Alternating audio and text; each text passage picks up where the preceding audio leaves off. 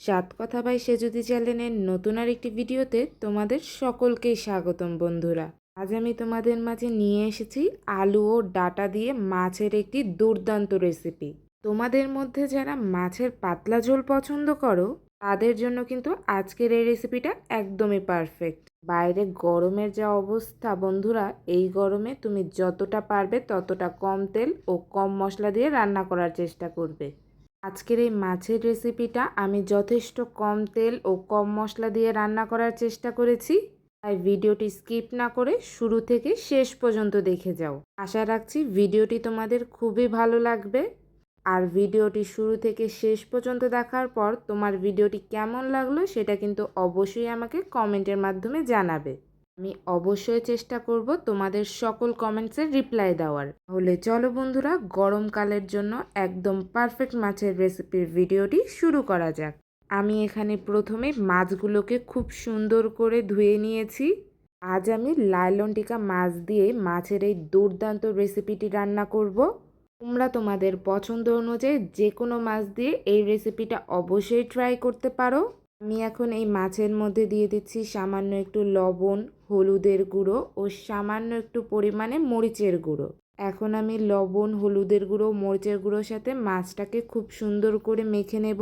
বন্ধুরা, আমি মাছ ভাজার সময় এখানে সামান্য একটু মরিচের গুঁড়ো ব্যবহার করি, এর ফলে মাছ ভাজার কালারটা কিন্তু খুবই সুন্দর হয়। আমার মতো তোমরাও কারা কারা মাছ ভাজার সময় মরিচের গুঁড়োটা ব্যবহার করো সেটা কিন্তু অবশ্যই আমাকে কমেন্টের মাধ্যমে লিখে জানাতে পারো। বন্ধুরা, আমি মাছের টুকরোগুলোকে কিন্তু খুব সুন্দর করে মেখে নিয়েছি। এখন আমি এটাকে প্রায় 2 থেকে 3 মিনিটের মতো এরকমই রেখে দেব। তাহলে চলো বন্ধুরা, এখন মাছগুলোকে ভাজা যাক। মাছের পাতলা ঝোলের রেসিপির জন্য আমি এখানে ডাটা ও আলুটাকে খুব সুন্দর করে কেটে এটাকে হালকা একটু ভাপিয়ে নিয়েছি। তোমরা চাইলে আলু ও ডাটাটাকে সরাসরিও ব্যবহার করতে পারো, বা আমার মতো এরকম সামান্য একটু ভাপিয়েও নিতে পারো। এভাবে হালকা একটু ভাপিয়ে নিলে এটার স্বাদ কিন্তু খুবই ভালো পাওয়া যায় বন্ধুরা, আর রান্নাটাও কিন্তু খুবই তাড়াতাড়ি হয়। তাহলে চলো বন্ধুরা, বেশি দেরি না করে মাছগুলোকে ভেজে ফেলি। বন্ধুরা, এখানে কড়াইতে আমি মাছগুলোকে অলরেডি দিয়ে দিয়েছি। মাছের একটা সাইড কিন্তু খুব সুন্দর করে ভাজাও হয়ে গিয়েছে। বন্ধুরা, আমি মাছ ভাজার আগে কড়াইটাকে খুব সুন্দর করে গরম করে নিয়ে এতে সামান্য একটু লবণ দিয়ে দেই, যার ফলে কড়াইটা কিন্তু খুব সুন্দর করে শুকিয়ে যায় এবং সেই কড়াইতে মাছ ভাজার সময় মাছটা কখনোই কড়াইতে লেগে যায় না। তোমরা হয়তো দেখতেই পেয়েছো আমি মাছগুলোকে কত সুন্দর করে উল্টে দিয়েছি। মাছগুলো কিন্তু একদমই কড়াইয়ের সাথে লেগে যায়নি, কিন্তু আমি যখনই আগে মাছ ভাজতে যেতাম তখনই দেখা যেত মাছটা কড়াইয়ের সাথে লেগে যেত। কিন্তু এই লবণের ট্রিক্সটা ফলো করার পর আমাকে আর কখনো এই প্রবলেমটা ফেস করতে হয়নি। তাই বলবো বন্ধুরা, তোমরাও যারা মাছ লেগে যাওয়ার প্রবলেমটা ফেস করো তারা কিন্তু অবশ্যই এই ট্রিক্সটা ফলো করতে পারো। বন্ধুরা, আমি প্রায় 5 মিনিটের মতো মাছগুলোকে খুব সুন্দর করে ভেজে নিয়েছি। বন্ধুরা, তোমরা হয়তো দেখতেই পাচ্ছ আমি মাছের টুকরোগুলোকে হালকা লালচে করে ভেজে নিয়েছি। তোমরা চাইলে কিন্তু মাছটাকে কষিয়েও রান্না করতে পারো। বন্ধুরা, তোমরা ভেজে রান্না করা মাছ নাকি কষিয়ে রান্না করা মাছ খেতে সবচেয়ে বেশি পছন্দ করো সেটা কিন্তু অবশ্যই আমাকে কমেন্টের মাধ্যমে জানাবে। মাছ ভেজে নেওয়ার পর কড়াইতে যতটুকু তেল রয়েছে আমি সেই তেলেই ফোড়নের জন্য দিয়ে দিচ্ছি সামান্য কয়েকটা জিরে। জিরেটাকে হালকা লালচে করে ভেজে নেব।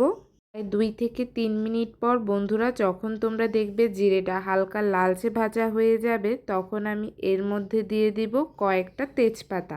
তেজপাতাটা তেলে দেওয়ার পর আমি খুব বেশি দেরি করব না, টুকরো করে কেটে রাখা আলুগুলো খুব সুন্দর করে তেলের মধ্যে দিয়ে দেব। আমি এখন এই আলুগুলোকে হালকা লালচে করে ভেজে নেব।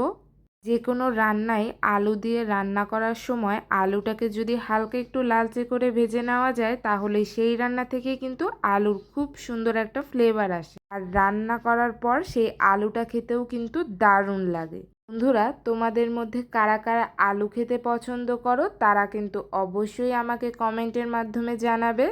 বন্ধুরা, আমি প্রায় 5 মিনিটের মতো আলুগুলোকে খুব সুন্দর করে ভেজে নিয়েছি।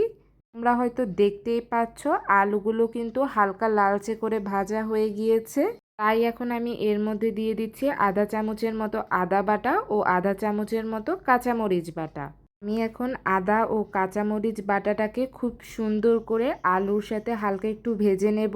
রান্না করার সময় আদা বাটাটা দেওয়ার আগে যদি আদা বাটাটাকে হালকা একটু ভেজে নেওয়া যায় তাহলে আদা বাটার যে কাঁচা গন্ধটা থাকে সেটা কিন্তু পুরোপুরিভাবে চলে যায়। তাই আমি আলুর সাথে কাঁচামরিচ বাটা ও আদা বাটাটাকে খুব সুন্দর করে প্রায় 2 মিনিটের মতো হালকা একটু ভেজে নেব। বন্ধুরা, আমি আলুর সাথে আদা বাটা ও কাঁচামরিচ বাটাটাকে খুব সুন্দর করে হালকা একটু ভেজে নিয়েছি। এখন আমি এর মধ্যে দিয়ে দিচ্ছি পরিমাণ মতো লবণ, পরিমাণ মতো হলুদের গুঁড়ো ও মরিচের গুঁড়ো। এরপর এখানে আমি দিয়ে দিচ্ছি আধা চামচের মতো ধনে গুঁড়ো। সকল গুঁড়ো মশলাগুলো দেওয়ার পর আমি এখানে সামান্য একটু জল দিয়ে দিচ্ছি, এতে করে মশলাটা কষানোতে খুব সুবিধা হবে। বন্ধুরা, শুকনো মশলাগুলো দেওয়ার পর মশলাটা অনেক সময় ঘন হয়ে যাওয়ার পর সেটা কিন্তু পুড়ে যায়। তাই তোমরা সে সময় অবশ্যই চেষ্টা করবে সামান্য একটু জল দিয়ে মশলাটা কষিয়ে নেওয়ার। কারণ কষানো মশলাটা যদি কোনোভাবে পুড়ে যায় তাহলে সেই মশলা দিয়ে রান্না করা খাবার কিন্তু মোটেও স্বাদ লাগে না। বন্ধুরা, যে কোনো রান্না করা খাবারই সেটা কতটা ভালো হবে সেটা কিন্তু পুরোপুরি নির্ভর করে সেই রান্নাটা করার সময় রান্নার মশলাটাকে কতটা ভালোভাবে কষানো হয়েছে তার উপর। মশলা কষানোটা যত ভালো হবে সেই কষানো মশলা দিয়ে রান্না করা খাবারটা কিন্তু ততটাই ভালো হবে। ঠিক 5 মিনিট পর দেখো বন্ধুরা, কষানো মশলার উপর দিয়ে কিন্তু তেল ভেসে উঠছে। কষানো মশলাটা খুব ভালোভাবে যখন কষানো হয়ে যাবে তখনই কিন্তু এরকমভাবে তেল ছেড়ে দিবে। আর এটার মাধ্যমে তোমরা বুঝতে পারবে তোমাদের মশলাটা কতটা ভালোভাবে কষানো হয়েছে। তোমাদের মশলা থেকেও যখন এরকমভাবে তেল ছেড়ে দিবে তখনই তোমরা বুঝতে পারবে তোমাদের মশলাটা খুব পারফেক্টভাবে কষানো হয়ে গিয়েছে। বন্ধুরা, আমার মশলাটা কিন্তু খুব পারফেক্টভাবে কষানো হয়ে গিয়েছে। তাই এখন আমি এর মধ্যে ভাপিয়ে রাখা ডাঁটাগুলোকে খুব সুন্দর করে দিয়ে দেব। বন্ধুরা, তোমাদের মধ্যে মাছের পাতলা ঝোল খেতে পছন্দ করো নাকি মাখো মাখো ঝোল খেতে পছন্দ করো সেটা কিন্তু অবশ্যই আমাকে জানাবে। আমি এখন কষানো মশলার সাথে ডাঁটাগুলোকে খুব সুন্দর করে মিশিয়ে নেব। ডাঁটাগুলোকে মশলার সাথে খুব সুন্দর করে মিশিয়ে নেওয়ার মাধ্যমে ডাঁটাগুলোকেও আমি খুব সুন্দর করে কষিয়ে নেব। বন্ধুরা, তোমরা কিন্তু আমার রান্নার চ্যানেলে এই রান্নার পাশাপাশি আরও অনেক দুর্দান্ত সকল খাবারের রেসিপি পেয়ে যাবে। আমি আমার রান্নার চ্যানেলে কেবলমাত্র রান্নার রেসিপিই শেয়ার করি না, রেসিপির পাশাপাশি তোমাদের মাঝে অনেক ট্রিক্স শেয়ার করে থাকি। সেই সকল ট্রিক্স তোমাদের সেই সকল খাবারগুলোকে পারফেক্টভাবে রান্না করার জন্য কিন্তু অবশ্যই হেল্প করে থাকে। তাই আমার সে সকল শেয়ার করা ট্রিক্স জানতে হলে অবশ্যই কিন্তু আমার রান্নার চ্যানেলটিকে সাবস্ক্রাইব করে নিতে হবে। এর ফলে আমি যখনই তোমাদের মাঝে দুর্দান্ত কোনো খাবারের রেসিপি শেয়ার করব সবার আগে তোমার কাছে নোটিফিকেশন যাবে। এছাড়াও আমার চ্যানেলটি সাবস্ক্রাইব করার মাধ্যমে তোমরা কিন্তু খুব সহজেই আমার ফ্যামিলির মেম্বার হয়ে যেতে পারবে। তাই যারা যারা এখনও আমার চ্যানেলটিকে সাবস্ক্রাইব করোনি তারা শীঘ্রই আমার চ্যানেলটিকে সাবস্ক্রাইব করে ফেলো। বন্ধুরা, আলু ও ডাঁটাটাকে আমি কিন্তু খুব সুন্দর করে কষিয়ে নিয়েছি। কষানো মশলার সাথে আলু ও ডাঁটাটাকে আমি প্রায় আরও 3 থেকে 4 মিনিটের মতো খুব সুন্দর করে কষিয়ে নিয়েছি। এখন আমি এতে দিয়ে দিচ্ছি পরিমাণ মতো জল। আমি প্রায় 1.5 মগের মতো জলটা ব্যবহার করে নিয়েছি। তোমাদের মধ্যে যারা যেরকম ঝোল খেতে পছন্দ করো সেই অনুযায়ী পরিমাপ করে তোমরা জলটা দিয়ে নেবে। জলটা দেওয়ার পর চুলার আঁচটাকে আমি সামান্য একটু বাড়িয়ে দিয়েছি যাতে করে ঝোলটা টকবক করে ফুটে ওঠে। আমি এখন ঝোলটাকে টকবক করে ফুটে ওঠা পর্যন্ত অপেক্ষা করব বন্ধুরা। ঠিক 5 মিনিট পর যখন ঝোলটা এরকম টকবক করে ফুটে উঠবে বন্ধুরা, তখন আমি ভেজে রাখা মাছগুলোকে এক এক করে খুব সুন্দর করে ঝোলের উপর দিয়ে দেব।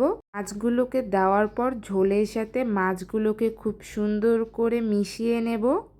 এখন আমি মাছের সাথে সাথে ঝোলটাকেও টকবক করে খুব সুন্দর করে ভালোভাবে ফুটে ওঠার জন্য এটাকে কিছুক্ষণের জন্য ঢেকে রাখবো। 5 মিনিট পর দেখো বন্ধুরা, ঝোলটা কিন্তু টকবক করে ফুটছে আর ডাঁটাগুলো খুব সুন্দর করে সেদ্ধ হয়ে নরম হয়ে গিয়েছে।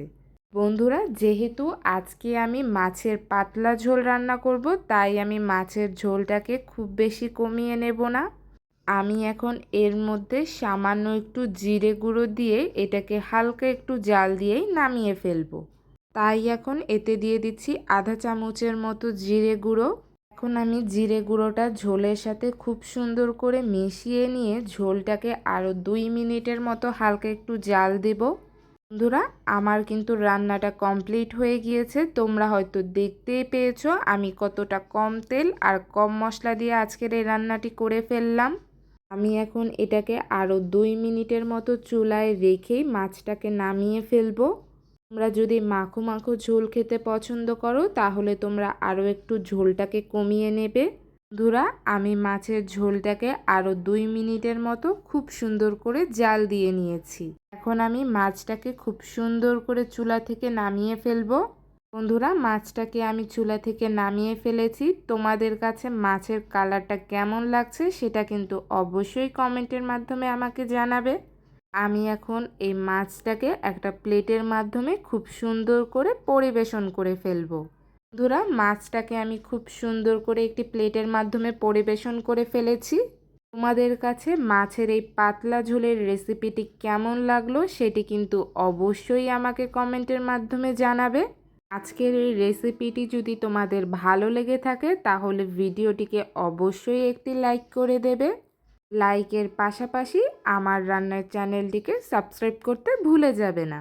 মাছের রান্নার পাশাপাশি তোমরা যদি আরও নিত্য নতুন সকল দুর্দান্ত খাবারের রেসিপি পেতে চাও তাহলে কিন্তু অবশ্যই আমার রান্নার চ্যানেলটিকে সাবস্ক্রাইব করে নেবে। যারা যারা আমার রান্নার চ্যানেলটিকে অলরেডি সাবস্ক্রাইব করে ফেলেছো তাদেরকে জানাই অসংখ্য ধন্যবাদ। তোমাদের ভালোবাসা ও সাপোর্টই আমাকে উৎসাহ দেয় তোমাদের মাঝে নিত্য নতুন সকল দুর্দান্ত খাবারের রেসিপি তুলে ধরার জন্য। যে সকল বন্ধুরা এখনও আমার রান্নার চ্যানেলটিকে সাবস্ক্রাইব করোনি তাদেরকে বলবো শীঘ্রই আমার চ্যানেলটিকে সাবস্ক্রাইব করে ফেলো। এর মাধ্যমে তোমরা কিন্তু খুব সহজেই আমার ফ্যামিলির মেম্বার হয়ে যাবে, কারণ আমি তোমাদের ভালোবাসা ও সাপোর্ট নিয়ে তোমাদের সাথে আরও বহুদূর পাড়ি দিতে চাই। আর আমি আশা রাখছি তোমাদের কাছ থেকে আমি সেই ভালোবাসা ও সাপোর্টটুকু অবশ্যই পাবো। আজকের এই ভিডিওটি আর বেশি বড় করছি না। আজকের ভিডিও এতটুকুই ছিল। দেখা হবে অন্য কোনো একদিন নতুন কোনো খাবারের রেসিপি নিয়ে। ততক্ষণ সবাই ভালো থাকবেন এবং সুস্থ থাকবেন।